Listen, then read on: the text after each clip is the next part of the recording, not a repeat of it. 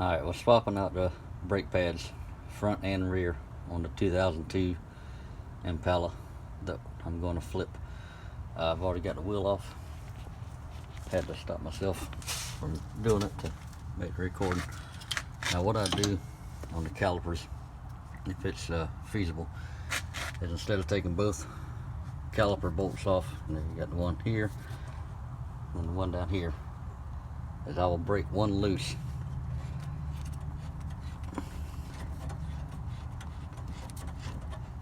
Since we're just changing out pads.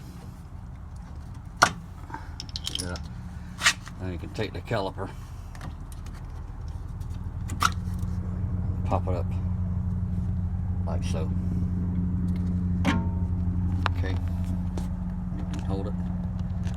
Go ahead and pull your pads out. We're not doing any hardware.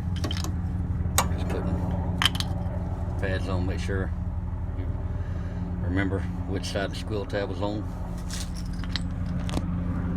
Okay, and you put it in back in its respective place. Okay, slide that on. Slide the back one on. These are one of the easier calipers to decompress and put the brake pads on. What I'll do is I'll take a pair of channel locks, just squeeze in, decompress the caliper, slide that back on, make sure the dust boot is lined up.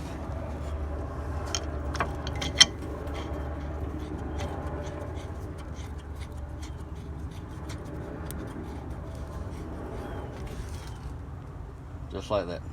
2 minutes worth of work. Alright, this is the front wheel of the Impala. I've already broke the lug nuts loose by hand. I do that so I don't stress my electric impact out, instead of trying to break them all loose with just the impact alone, which is a great tool for longevity in my mind. Would be to go ahead and break the lug nuts loose by hand and then spin them off with the impact.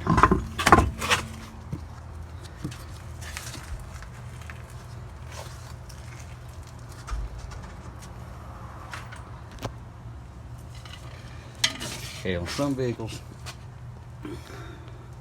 you'll have a spot to where you can get a screwdriver in to decompress the piston before you take the caliper off. You can also use a big C-clamp where you place it here and then on the other side, and then screw the C-clamp down to decompress the caliper. I'm just going to do this.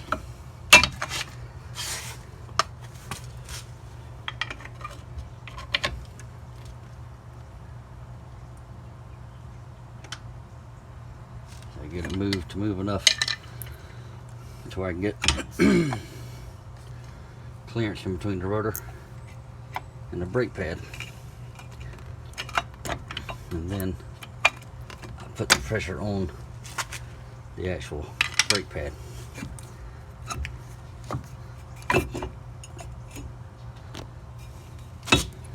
Hold on one second.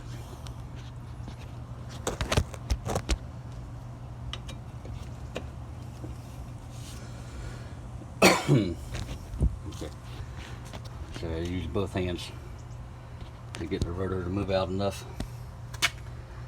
See, I got the pry bar in between the rotor and the brake pad.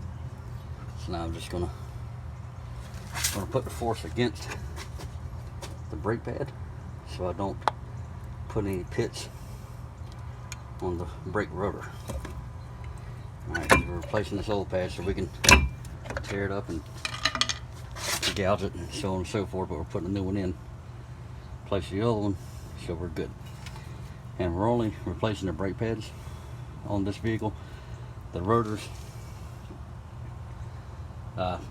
surprisingly, they don't have any pulsation in it, so we're just going to put any pads on it, then set the pads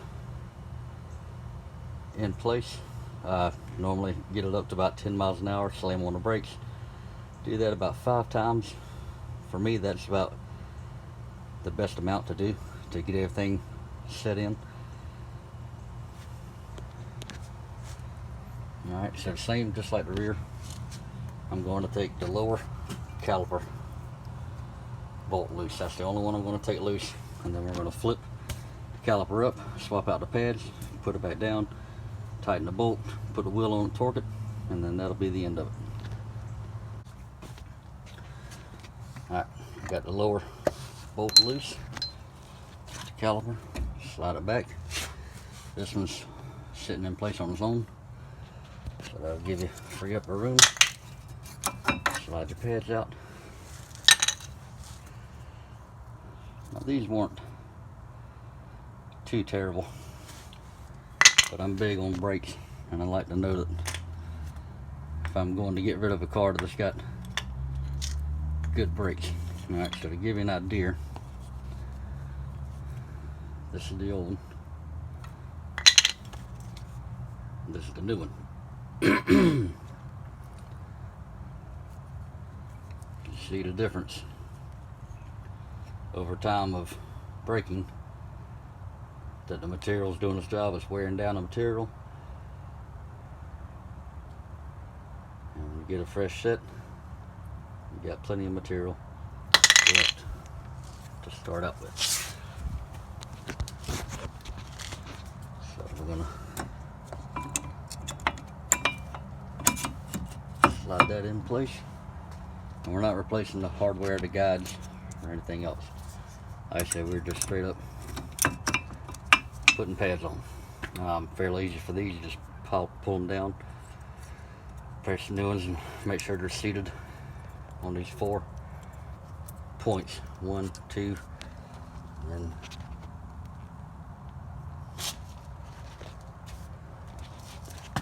3 and 4. 3 and 4 up top. Once you put your eyes on it, you'll see exactly what's where. So get that put on. We decompress the caliper. Enough already, so I don't have to mess with that anymore. Make sure that these dust boots are lined up when you go to put the pin in. You're not tearing it up. They're there for a reason. They need to be there. Keeps the grease or the lubricant that they have on these guide bolt / pins lubricated. Because when you're pressing the brakes, this whole caliper is going to move, and it's got to be able to move freely.